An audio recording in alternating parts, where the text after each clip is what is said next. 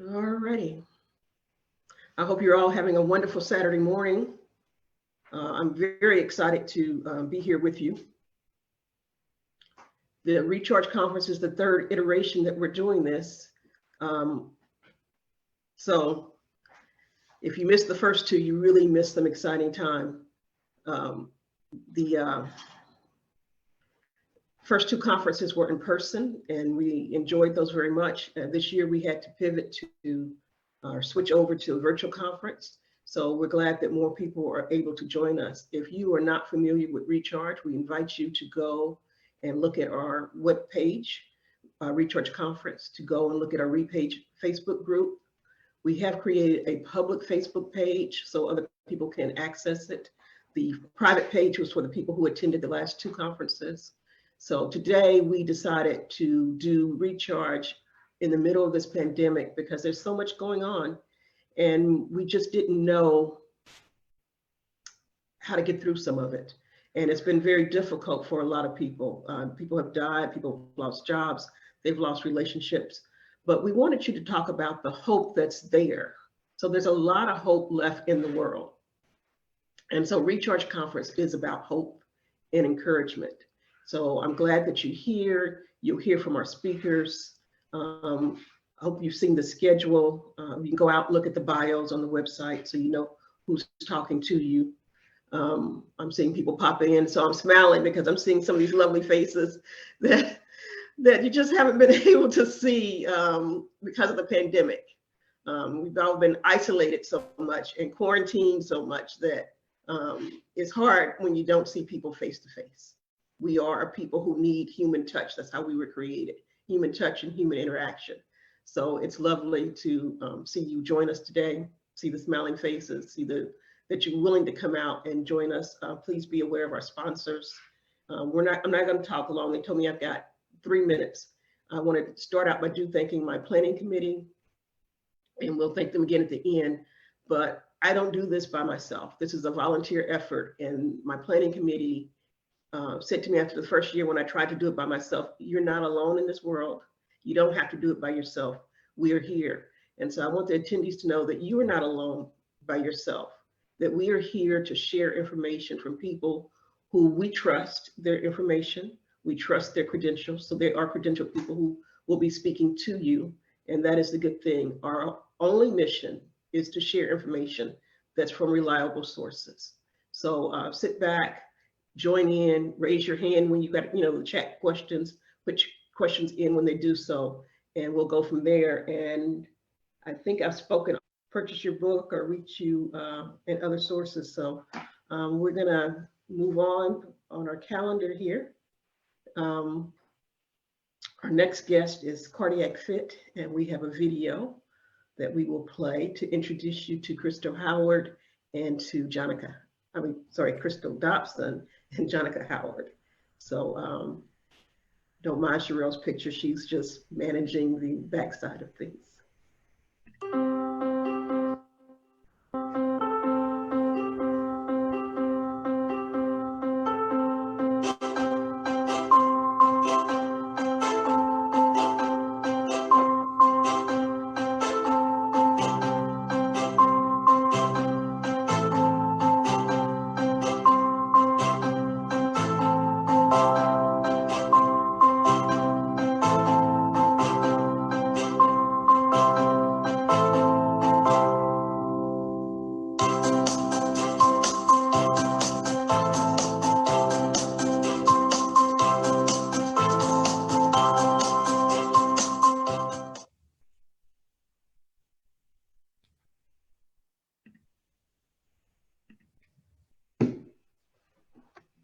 Okay, we've got Crystal. Hi, Crystal. Hi. So good to see you. I saw we call her Jay, Miss Howard. Dr. Howard, is she logged in? Yes. Okay, so we invited CardiacFITT to come in and talk to us under the conversation of entrepreneurship. You go, oh, well, they're a healthcare company. Well, that's true, but they're also a business. And when you're a business, you have to make some business decisions. And CardiacFITT started in December 2019, correct? Correct. And then we had a big change in the world. So can you tell me a little bit what your business model was at the time of 2019 and how you envisioned that, what you were going to do? Okay, so hi everyone, my name is Crystal and I'm CEO, whatever that means, of CardiacFITT. And before we get started, let me just tell you a little bit about CardiacFITT. CardiacFITT is a healthcare platform that's really a marriage between healthcare and fitness. And what we do is we provide a low-cost alternative to individuals with 2 or more chronic conditions, and all of our services are billable through insurance. So like Ms. Egiebor said, we started in December 2019 when the world was semi-normal. Our business model at that time was we saw patients in their home, but we also partnered with different different businesses across the Dallas Metroplex where we allowed our chronic condition patients to come in there and we worked out one-to-one in a in-person type setting. We had nurses and other healthcare professionals that were able to monitor our patients while they're exercising, because notoriously within the healthcare community, individuals with chronic conditions, meaning if they have blood pressure issues, if they're on oxygen, if they're in wheelchairs, if they have other disabilities, don't have a safe space to actually exercise and have some of the preventive care that is not notoriously seen within the traditional healthcare model. Yes. So one-on-one, in person, and then boom, March 2020, and the world said, if you at risk at a certain age, certain conditions, you should not go out your door, basically. Correct. We don't know how it's being spread, sort of, at that point. We had a lot of unknowns in March 2020. What did you and Jay do, and what were you thinking?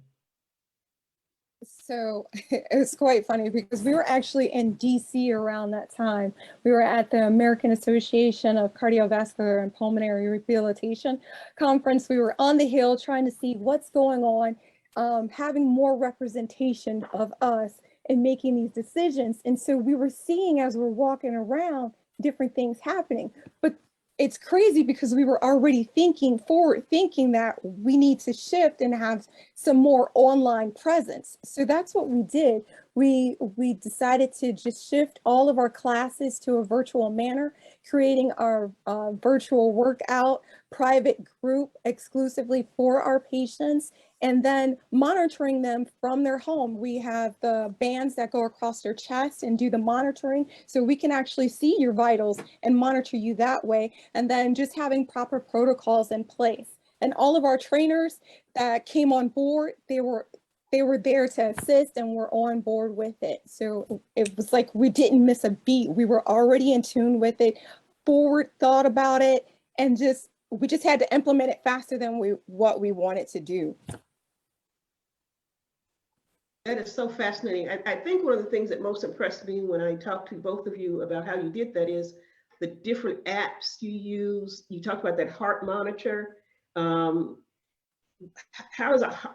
How do you monitor a heart monitor on a patient when you're not next to them? I mean, usually we go to the doctor's office and they put you on these machines and they tie you down, but all of a sudden you're doing it remotely. That was a business decision, I assume, not just a healthcare decision, but a business decision to keep the company floating.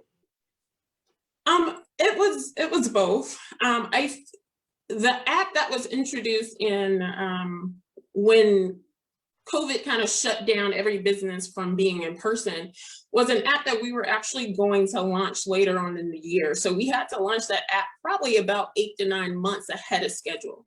So it was already something that we were thinking about, and the healthcare industry prior to COVID was already trying to push a hybrid model, meaning a model where you saw patients via telehealth or telemedicine versus in person. So probably about our business, when COVID shut down, we had to transition probably about 25% of our business to the completely telehealth. Prior to that, we were already doing coaching calls and other things virtually. We just had to transition over the telehealth aspect of the training and exercise aspect of CardiacFITT. So the apps played a big part in that, but we've been working on really pushing forward an app in CardiacFITT for more than 7 years prior to launching. Let me ask something in terms of age related, because most of your patients are not under 20. They're not under 30. Right. So you also had to do some training with your patients to get them to accept, or as Ingrid says, accept this change. You're muted.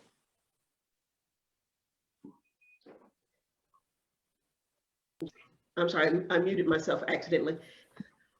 The question was, how did you work with your older patients who had these more than one chronic condition and weren't technically solving most of them? A lot of patients, go ahead, Jay. Go ahead. A lot of patients, even today, we have a CardiacFITT advocate that individually walks through all of our patients that have technology issues. So we have patients that are enrolled in our program that are 90 years old that are using that app. They're using Zoom. They are doing workouts virtually. And then we have patients that have never used technology at all that we're able to successfully transition them over to a telehealth model. So it's doable, but it takes a lot of patience and persistence and just having someone that really cares about that health. And that's what CardiacFITT really stands for. We put all of our patients first. And even the patients that notoriously get ignored within the healthcare industry, we make sure that we provide a safe and loving environment that puts their health and their needs first. I've been really impressed with how you did that. And I understand your business is growing even. So where other people were laying off, shutting their doors, how did telehealth, which people in some language frowned on, less than 3 or 4 years ago, when healthcare industry started pushing telehealth, people went, I'm not talking to a doctor online. I need to physically go in and see my healthcare provider. They need to lay hands on me. I need to see them eye to eye. Your business in the middle of a pandemic didn't die. How come? Jay, you want to take this one?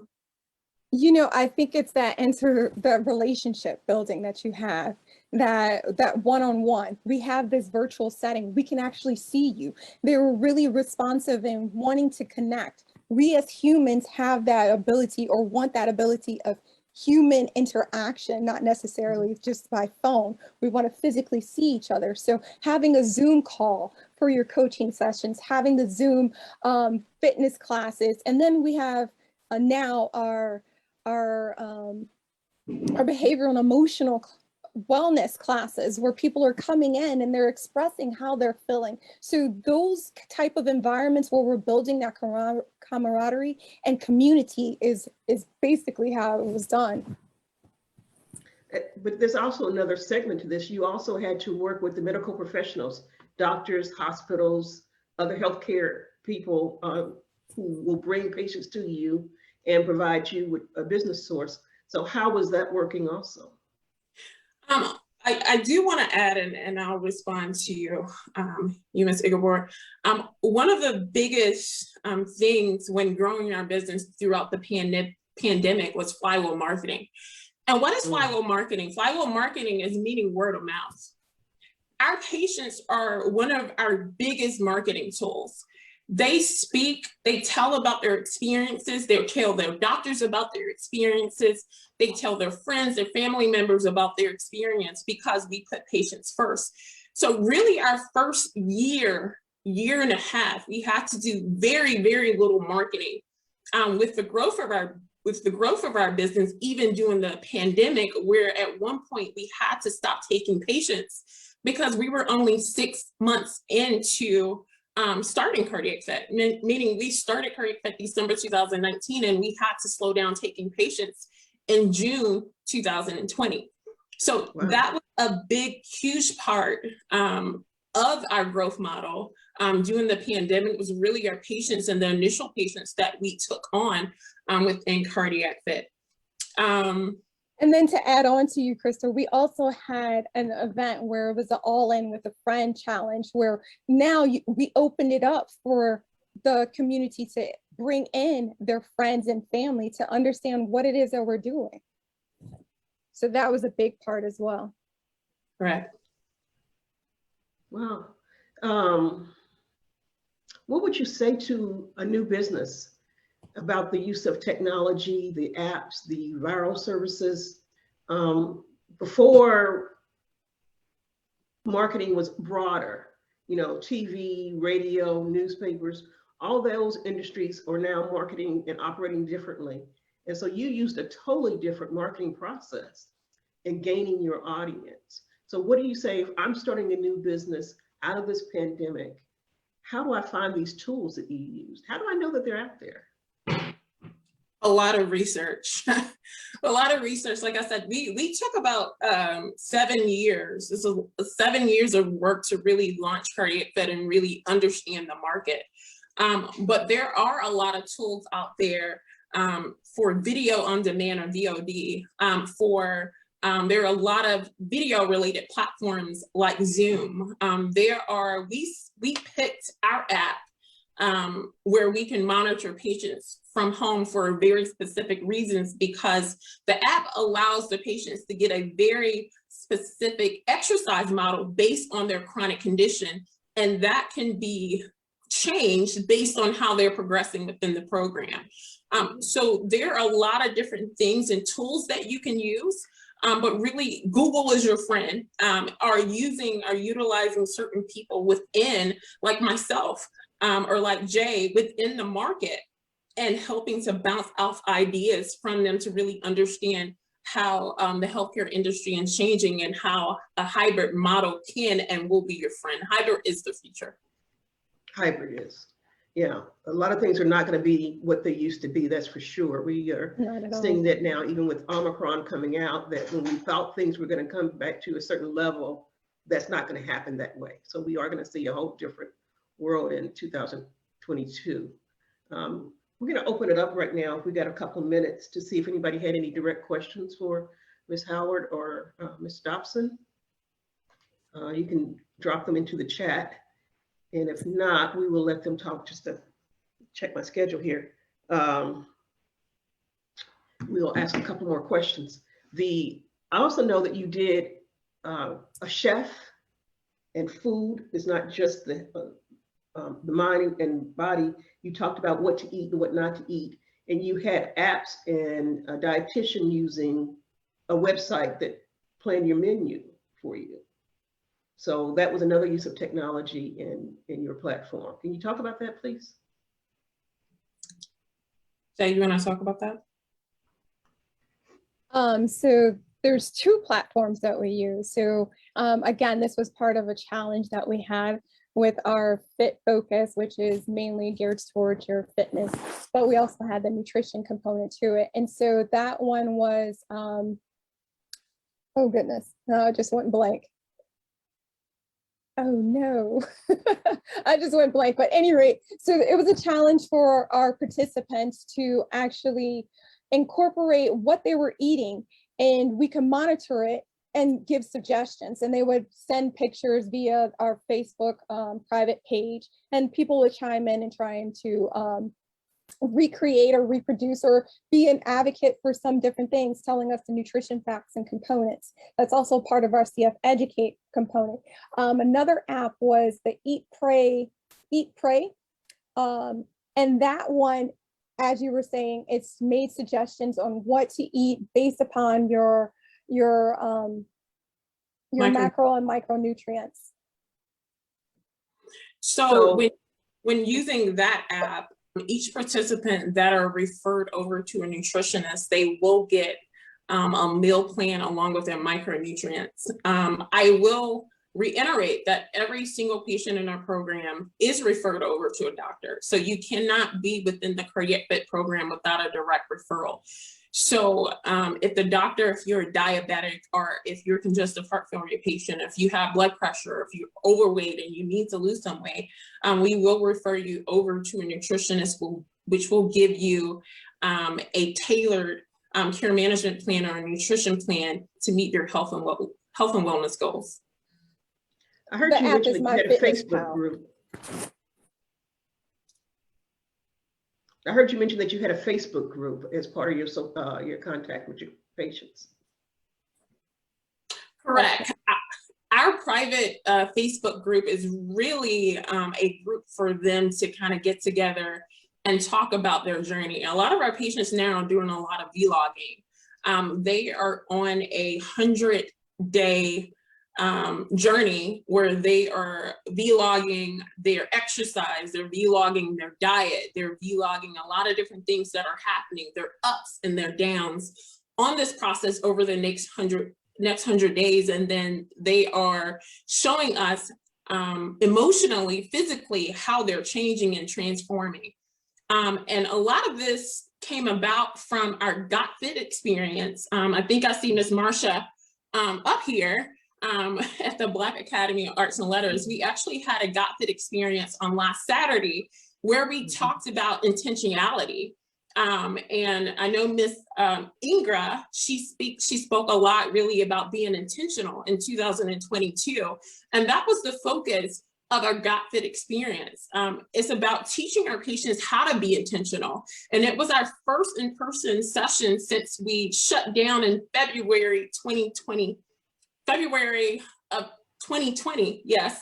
And it was our first in-person session since then. And we wanted to we didn't know Omicron was coming, but we wanted to give our patients an opportunity to have some physical touch because we grew by a lot. So a lot of our patients, I haven't physically seen in person. We've seen them via video, but in person, a lot of our patients we haven't physically seen. So it definitely was an experience. I have my pom-pom that we used during the day because it was really an exciting time for our patients to really understand how to be intentional. And we really wanted to make an experience for them to really be excited about wellness and health changes throughout 2022. Is it 2022 now? Yeah, I'm getting confused.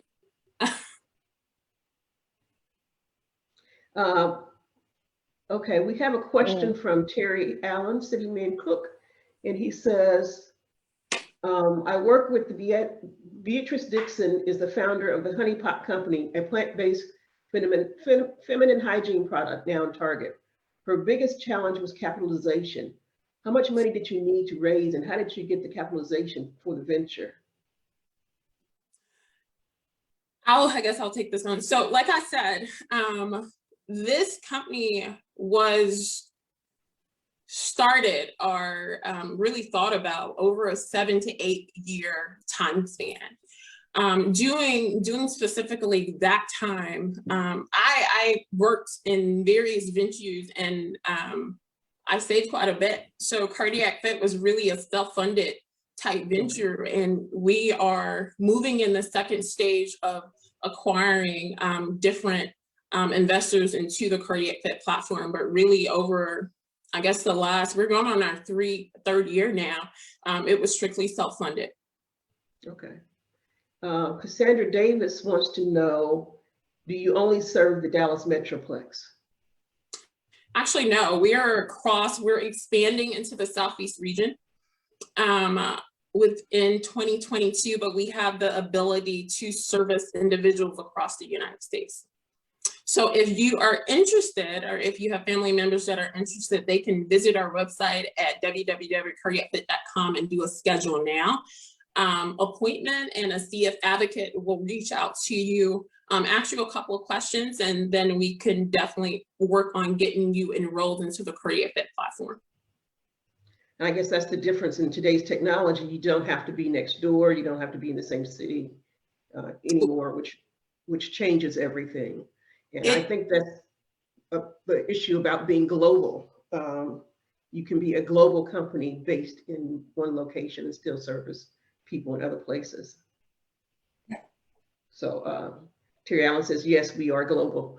So, which is why I was excited about doing the conference virtual, because people who could not come to Dallas and sit in a room can get this information that you are providing, and understand that you are a great resource of knowledge, and that CardiacFITT is a welcome business to our community in Dallas. So we're gonna see if you had any closing questions or comments for us, Crystal or Jay. I guess one thing I'll talk, and then Jay will probably have something to say. One thing that I do want to reiterate is that CardiacFITT is not a cookie cutter type healthcare platform. We really tailor whatever we do and the service that we provide around the needs of each and every patient that interact within CardiacFITT. We consider ourselves to be a family, and that's reiterated with the platform. We had an ambassador related platform on the GotFit experience, and the word that was circulating around, I said that word wrong, on the platform was really about family, how they feel like they're part of a family. And at that moment, when I heard them say family over and over again, that made me realize that the culture that we are implementing within the CardiacFITT community is family, and they're getting it. So that means we're on the right track, we're doing the right things, and we're taking care of our patients like I would my grandmother, my mother, my aunt, my uncle, because we are a family, and we have created our own little oasis of chronic condition patients that are notoriously overlooked within the fitness community. And we provided a safe space for them to be able to exercise where they know they are being monitored, or provided a low-cost preventive healthcare where in the traditional healthcare system, everything is over cost. They want the maximum amount of money. 95% of our patients have no out-of-pocket costs. And especially if they have insurance. If they are uninsured, there is a very low-cost option to gain access to all the services in our program. So one of the barriers in healthcare is really cost. That's not a barrier within CardiacFITT. Please, if you have your grandmother, your mom, if you're having chronic conditions, if you're diabetic, if you have hypertension, if you want to lose weight, if you're on oxygen, if you're in wheelchairs, send them over to CardiacFITT. We will definitely take care of each and every patient within our program like they are one of our own family members. Crystal and Jay, I'm going to thank you. I'm being told by my monitors that we are behind schedule. We should move forward. We had some other questions, and we'll send those to you directly. And so if we can't get to all the questions throughout the day, we will post them later in the Facebook group for Recharge Conference, and we will post them on the Recharge Conference page that we created that is public. So thank you very much for joining us. I know you've got other things you've got to do.